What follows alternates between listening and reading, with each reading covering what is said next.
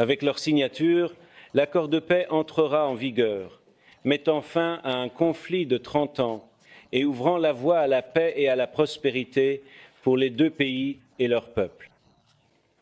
Cela n'aurait pas été possible sans le leadership et la vision du président Trump.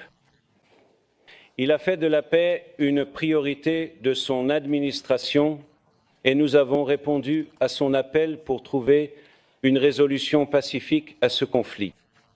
Mnamo tarehe 27 Juni mwaka 2025, Rwanda na Jamhuri ya Kidemokrasia ya Kongo zimetia saini makubaliano muhimu ya amani katika mji mkuu wa Marekani, Washington DC.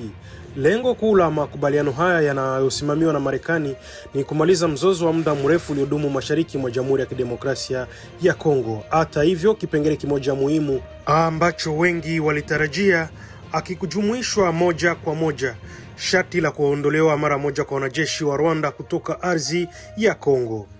Makubaliano hayo yanajikita katika maeneo makuu yafuatayo: kusitisha uhasama, pande zote mbili zimekubali kusitisha mapigano; kuvipokonya silaha makundi yenye silaha.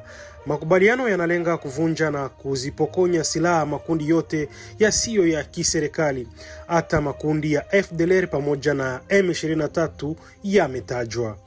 Ushirikiano wa kiuchumi. Rwanda na DRC zimekubaliana kushirikiana katika sekta za nishati ya maji, usimamizi wa mbuga za wanyama na kuanzisha biashara halali ya madini ili kuhakikisha uwazi katika mnyororo wa ugavi. Suala la uwepo wa wanajeshi Rwanda nchini DRC ilikuwa ngumu na chanzo kikuu cha kutokubaliana wakati wa mazungumzo. Rasimu za awali ya mkataba iliweka sharti la kuondolewa kwa wanajeshi au kabla ya makubaliano kusainiwa, lakini Rwanda ilikataa pendekezo hilo. Ili kufikia mwafaka, ujumbe wa DRC ulikubali kuondoa sharti hilo la kuondolewa mara moja. Badala yake, makubaliano yalisainiwa sasa na yanarejelea utaratibu uliowekwa chini ya upatanishi wa awali uliotangulizwa Angola. Chini ya utaratibu huo, mchakato wa ufuatiliaji na udhibitishaji wa kuondolewa kwa wanajeshi wa Rwanda utafanyika ndani ya kipindi cha miezi mitatu. Ingawa kutokuwepo kwa sharti la kuondolewa mara moja kwa wanajeshi na kunaweza kuonekana kama upungufu, wachambuzi wa masuala ya kisiasa wanaona kusainiwa kwa makubaliano haya kama hatua muhimu na yenye matumaini kuelekea amani ya kudumu katika ukanda wa maziwa makuu. Hata hivyo, mafanikio halisi ya makubaliano haya yanategemeana utayari wa pande zote mbili kutekeleza yale yaliyofanyika. US history, President Trump. I saw that the other day and it's an honor. I mean, and that's really Makubaliano ya amani yaliyotiwa saini mjini Washington kati ya Jamhuri ya Kidemokrasia ya Kongo na Rwanda chini ya uratibu wa Marekani yanachukua sura mpya kutokana na haki za uchimbaji madini za Kongo. Rais wa Marekani Donald Trump alitangaza kwamba Marekani itapata haki nyingi kwa madini ya Kongo kama sehemu muhimu wa mchakato huu wa amani. Trump aliwasilisha makubaliano haya kama mojawapo ya mafanikio muhimu ya kidiplomasia yake barani Afrika.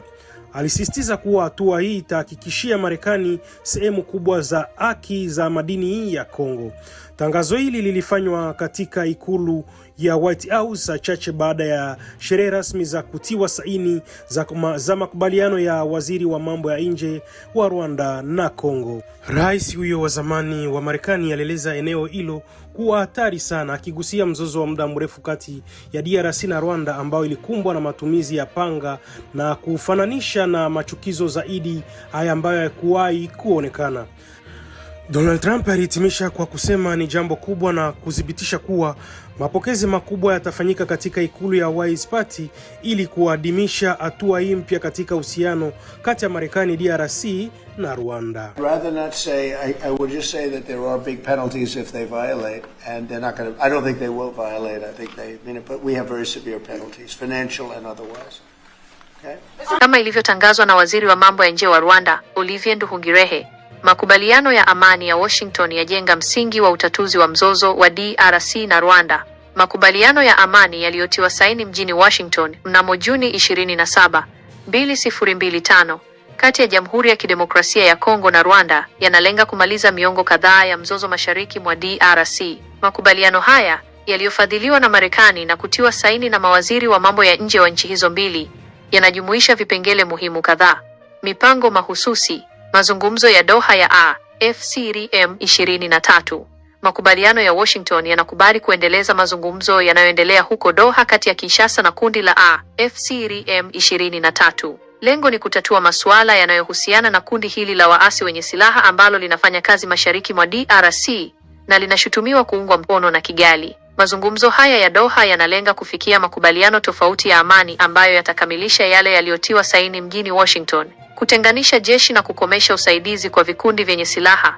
Makubaliano hayo yanajumuisha kutenganisha jeshi na kukomesha usaidizi kwa vikundi vyenye silaha. Hii inahusisha kundi la FDLR ambalo limetajwa hasa na Waziri Nduhungirehe, ambaye alisema kuwa makubaliano hayo yalipitisha dhana ya utendakazi wa kutoegemea upande wa FDLR na pia kuondoa hatua za ulinzi za Rwanda, kurejesha watu waliokimbia makazi yao na ushirikiano wa kiuchumi wa kikanda mstari wa mbali na masuala ya usalama. Makubaliano hayo pia yanalenga kurudisha watu waliokimbia makazi yao na kukuza ushirikiano wa kiuchumi wa kikanda. The agreement we signed, we have taken the concept of operation for the neutralization of the FDLR, which is a vicious genocidal movement, and the lifting of Rwandan defensive measures. So this was already signed last year in November, so we will implement it. This concept of operation to do both things, to neutralize this movement, which has been destabilizing Rwanda for many years, and to lift our defensive measures.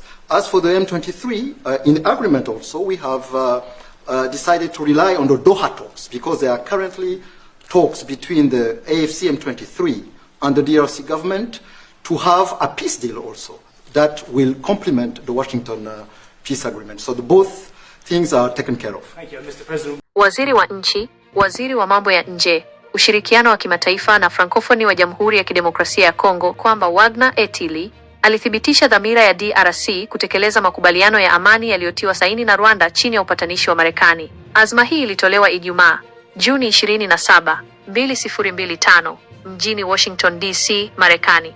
Msisitizo katika vitendo badala ya maneno. Waziri Kaikwamba Wagner alisisitiza kuwa nguvu ya makubaliano hayo itategemea nia ya wadau kuyatekeleza, akieleza kuwa hakuna maandishi, hata yakijadiliwa kwa uangalifu, peke yake yanaweza kuleta amani. Alibainisha kuwa DRC itapambana kwa dhati kuhakikisha makubaliano hayo yanaheshimiwa, sio tu kwa maneno bali kwa vitendo. Leo tumechagua amani. Jambo kuu sasa ni kwamba tunailinda na kudhihirisha kwa watu wetu na kwa ulimwengu kwamba hata katika eneo ambalo lina makovu makubwa, utu na ushirikiano unaweza kutawala, alisema Waziri Kaikwamba. Wito kwa wadau kutowakatisha tamaa waathirika. Katika muktadha huo, Waziri Kaikwamba Wagner alitoa wito kwa wadau mbalimbali kutowakatisha tamaa watu walioathirika na mgogoro mashariki mwa DRC. Alisema kuwa kwa kutia saini mkataba huo, DRC imechagua amani, kuheshimu sheria za kimataifa na pia sheria za kibinadamu. Kwa kutia saini mkataba huo, tunathibitisha ukweli rahisi: amani ni chaguo, lakini pia ni wajibu kuheshimu sheria za kimataifa, kuzingatia haki za binadamu na kulinda uhuru wa nchi. Wale ambao wameteseka zaidi wanatutazama sisi, wanatarajia makubaliano haya yatazingatiwa. Hatuwezi kuangusha, aliongeza. Shukrani kwa wawezeshaji na masharti ya mkataba. Alitoa shukrani za dhati kwa uongozi wa Donald Trump kwa mchakato huo wa amani na pia kwa ubora na dhamira ya timu ya Marekani, ikionyeshwa na msaada muhimu wa Seneta Marco Rubio na Deke.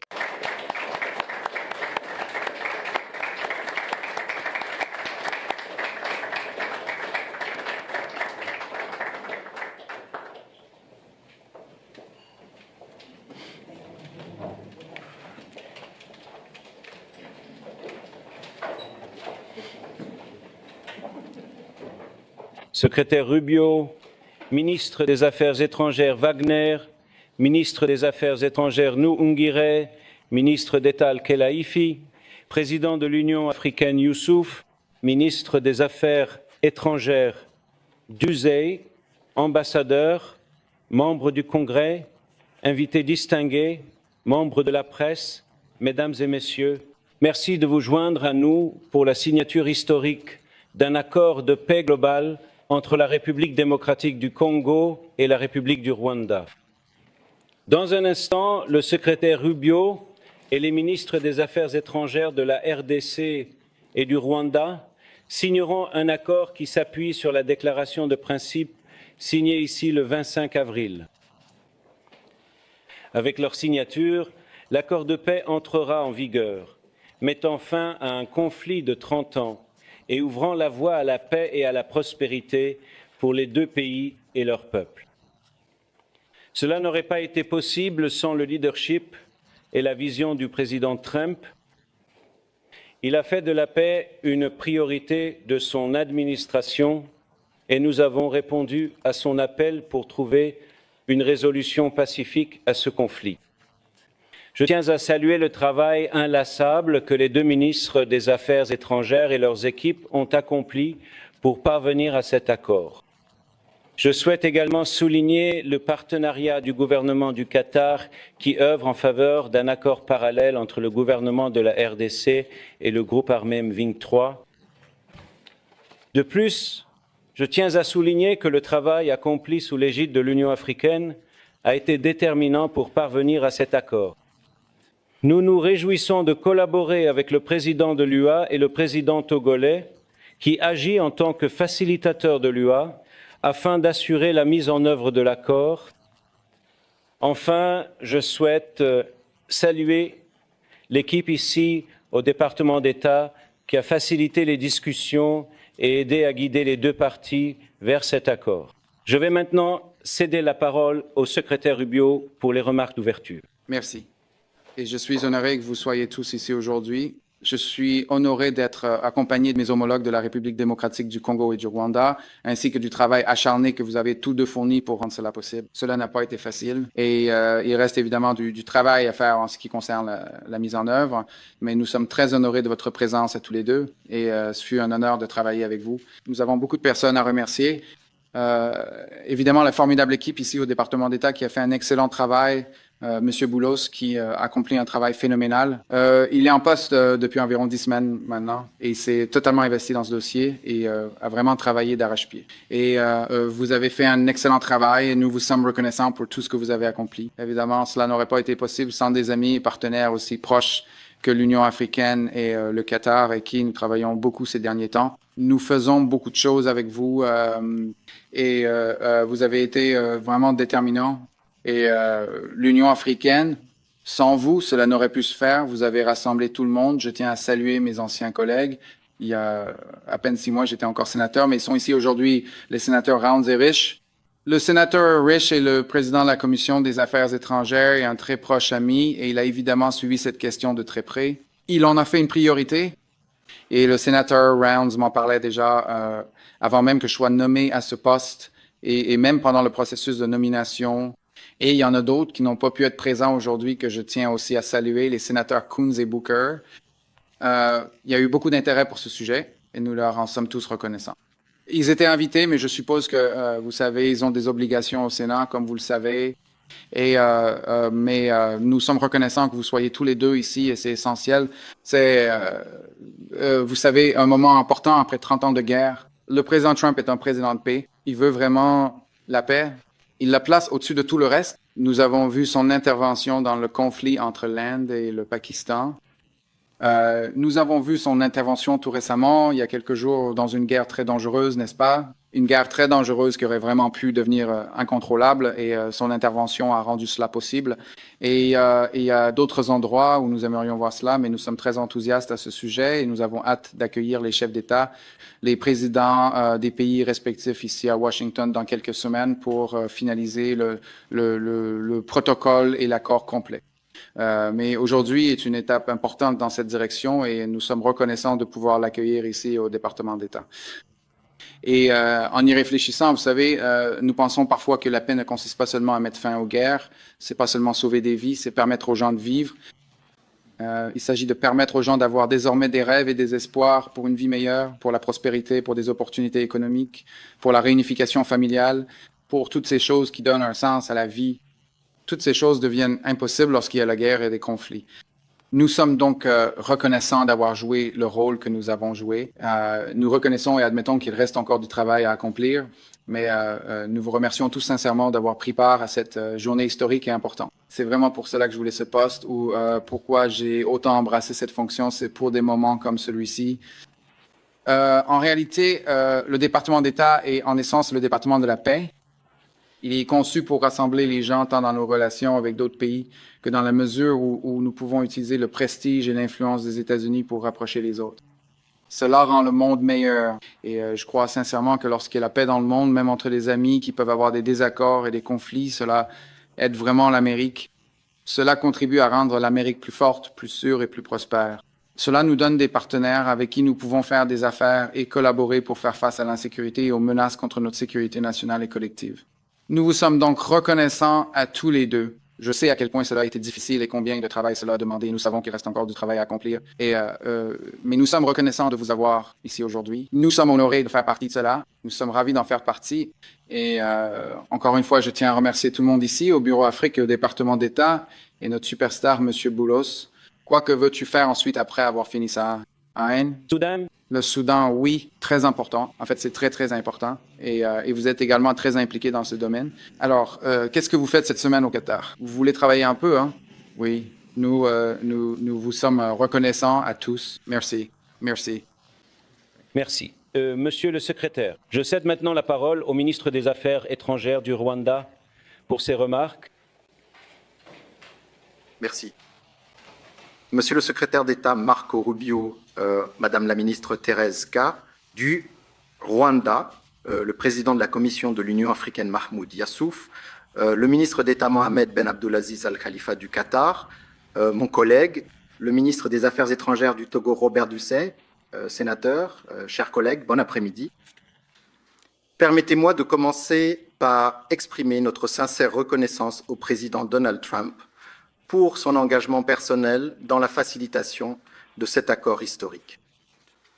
Nous exprimons également notre gratitude au secrétaire d'État Marco Rubio, au conseiller spécial M, Mossad Boulos, ainsi qu'à toute l'équipe du département d'État. Votre dévouement a été indispensable. Cet accord est le fruit de plusieurs mois d'efforts coordonnés par de nombreux acteurs. Il est très important de souligner que l'État du Qatar a joué un rôle absolument central. En effet, l'ouverture qui a conduit à l'accord d'aujourd'hui a commencé à Doha. Nous apporterons tout notre soutien dans les semaines à venir aux efforts de médiation du Qatar menés par le ministre d'État Mohamed bin Abdullalif afin de parvenir à un accord de paix entre le gouvernement de la RDC et la FCM 23. Ce processus est déjà bien avancé. L'accord d'aujourd'hui s'appuie également sur les initiatives de paix menées par l'Afrique, qui sont habilement dirigées par le facilitateur de l'Union africaine, le président Faustin Archange Touga du Togo. Au cœur de cet accord de paix se trouve la décision d'établir un mécanisme permanent de coordination conjointe de la sécurité entre la RDC et le Rwanda. La première étape consiste à commencer la mise en œuvre du concept d'opération pour la neutralisation des FDLR, qui devra s'accompagner d'une levée des mesures défensives du Rwanda. Cela repose sur l'engagement pris ici d'une fin irréversible et vérifiable du soutien étatique aux FDLR et aux milices associées. C'est le fondement de la paix et de la sécurité dans notre région. Le FDLR n'est pas une milice ordinaire. Il s'agit du vestige des forces qui ont commis le génocide contre les Tutsis en 1994. Au cours duquel 1 million de personnes ont été tuées. Avec cet accord, nous nous sommes également engagés à faciliter le retour des réfugiés sur nos territoires respectifs avec le soutien du HCR. Créer les conditions pour un retour sûr et digne des réfugiés est essentiel pour parvenir à une paix durable. Nous avons également décidé de renforcer la coopération économique, y compris avec des entreprises et des investisseurs américains. La croissance partagée et la coopération transfrontalière permettront de générer des retombées concrètes pour nos deux pays. Nous devons reconnaître qu'il existe une grande incertitude dans notre région et au-delà, car de nombreux accords précédents n'ont pas été mis en œuvre. Et il ne fait aucun doute que la route à venir ne sera pas facile. Mais avec le soutien continu des États-Unis et d'autres partenaires, nous croyons qu'un tournant a été atteint. Le Rwanda est prêt à travailler avec la RDC pour tenir nos engagements communs. Pour conclure, permettez-moi d'exprimer une fois de plus la reconnaissance du Rwanda à tous ceux qui ont contribué à cette étape importante. Je vous remercie.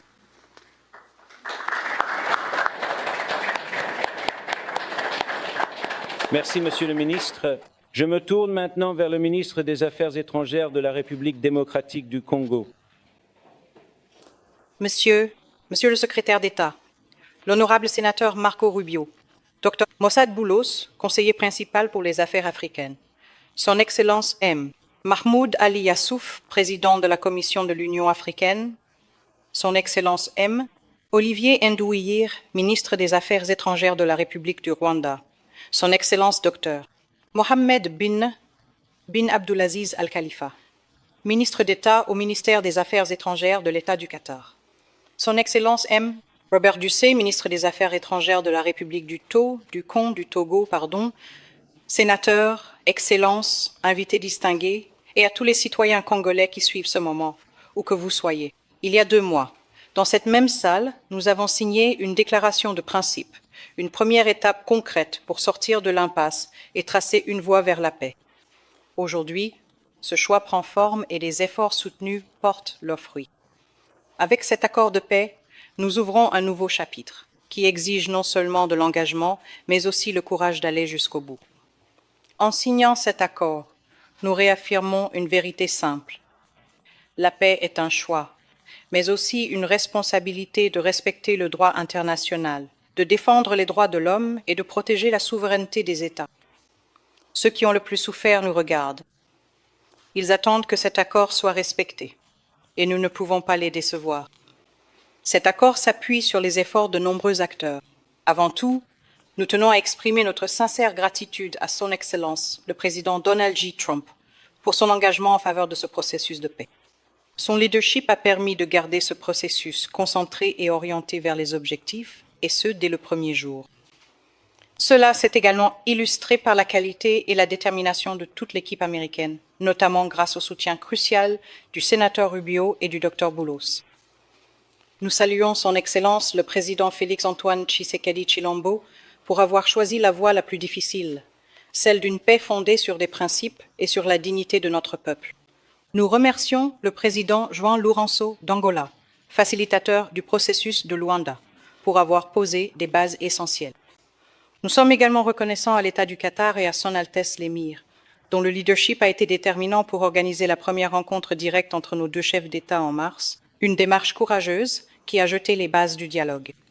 Depuis, le Qatar a facilité d'autres discussions à Doha et est resté un partenaire constant et fidèle à ses principes tout au long de cet effort de paix. L'Union africaine, par l'intermédiaire de son président et du facilitateur désigné, Son Excellence Faure Gnassingbé du Togo, a ancré ce processus dans une appropriation africaine.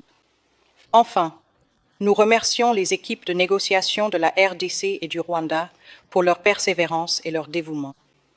Ce moment s'est fait attendre depuis longtemps.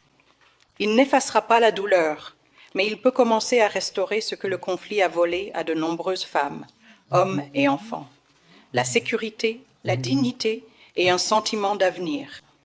Pour la région des Grands Lacs, cela offre une rare opportunité de tourner la page, non seulement par des mots, mais par un véritable changement sur le terrain. Certaines blessures guériront, mais elles ne disparaîtront jamais complètement. Elles pourront se refermer, mais la peau restera à jamais fine et fragile. Et au plus profond, la chair s'en souviendra toujours. Parfois, nous nous sentirons engourdis, et à d'autres moments, une douleur soudaine nous rappellera ce qui a été perdu à jamais. Les cicatrices que nous portons sur nos corps et dans nos âmes nous rappelleront ce qui ne doit jamais être oublié, répété ou accepté. Il y a quelques jours à Kinshasa, une coalition d'organisations de femmes m'a transmis un message clair.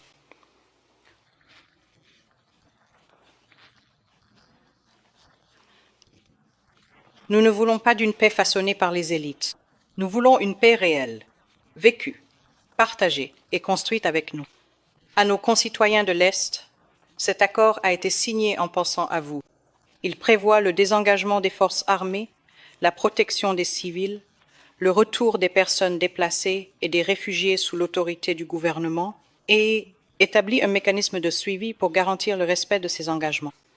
Ce ne sont pas que des mots sur du papier. Ils doivent maintenant se traduire en action, avec justice, responsabilité et volonté politique. Cet accord de paix est le point de départ, pas l'objectif final. Il doit maintenant être suivi par le désengagement, la justice, le retour des familles déplacées et le retour des réfugiés, tant en RDC qu'au Rwanda. Cependant, aucun texte, aussi soigneusement négocié soit-il, ne peut à lui seul porter le poids de la paix. Je me souviens encore, le jour où nous avons signé la déclaration de principe, qu'un membre de l'équipe américaine a dit « Si c'était facile, cela aurait été fait depuis longtemps ». C'est plus vrai aujourd'hui que jamais. Ce que nous avons signé n'a de force que celle de notre volonté de le mettre en œuvre. Nous, la RDC, nous battrons assurément et résolument pour que cet accord soit respecté, non pas par nos paroles, mais par nos actes. Aujourd'hui, nous avons choisi la paix. Ce qui importe désormais, c'est que nous la protégions et que nous prouvions à notre peuple et au monde entier que même dans une région marquée par de profondes cicatrices, la dignité et la coopération peuvent l'emporter. Alors maintenant, notre travail commence véritablement. Je vous remercie.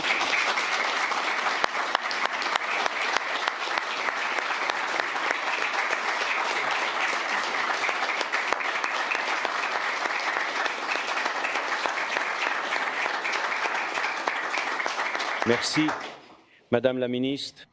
J'ai maintenant l'honneur d'inviter les parties à signer l'accord de paix en présence du secrétaire Rubio.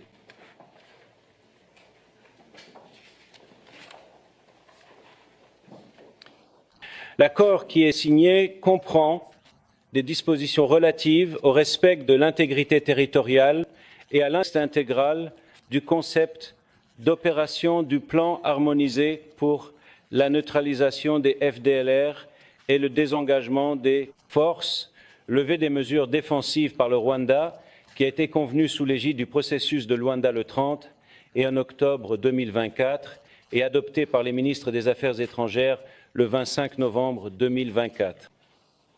Avec la signature des parties aujourd'hui, l'accord entre immédiatement en vigueur. Merci beaucoup. Félicitations.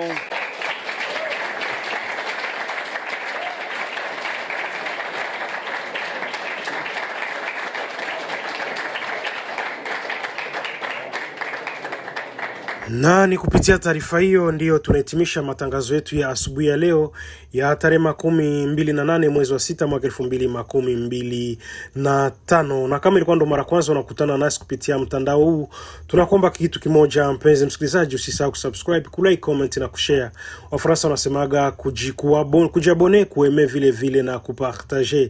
Na kama tayari umeshafanya hivyo, acha tuendelee kusema asante sana kwa kuichagua Kivu News Info kama kituo chako chema cha matangazo. Nia na mazumuni yetu ni kuhakikisha tunakuletea habari kamili za kuaminika, vile vile tena na kwa muda muafaka. Vile vile ukipata kuungana nasi kwa mengi zaidi, unaweza kutuandikia kwenye namba zetu za WhatsApp ambazo unaendelea kuziona hapo kwenye picha, na ukatujuza unasikiliza Kivu News Info kutoka sehemu gani na yapi maoni yako.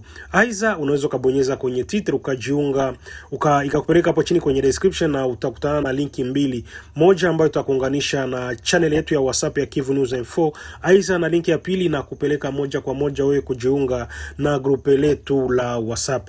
Na manufaa ya kujiunga na grupe letu la WhatsApp itakusababishia au pitwi na habari yoyote ile kipindi ambapo tutakuwa tunakuwekea habari mpya. Basi mimi langu jina ni Ite Eloge Lulonga. Acha nikwambie asubuhi njema na mchana mwema, na huenda tukutanane kwenye taarifa zetu zingine za baadaye. Hii ni Kivu News Info, kisima cha habari na burudani. Karibu nikupashe.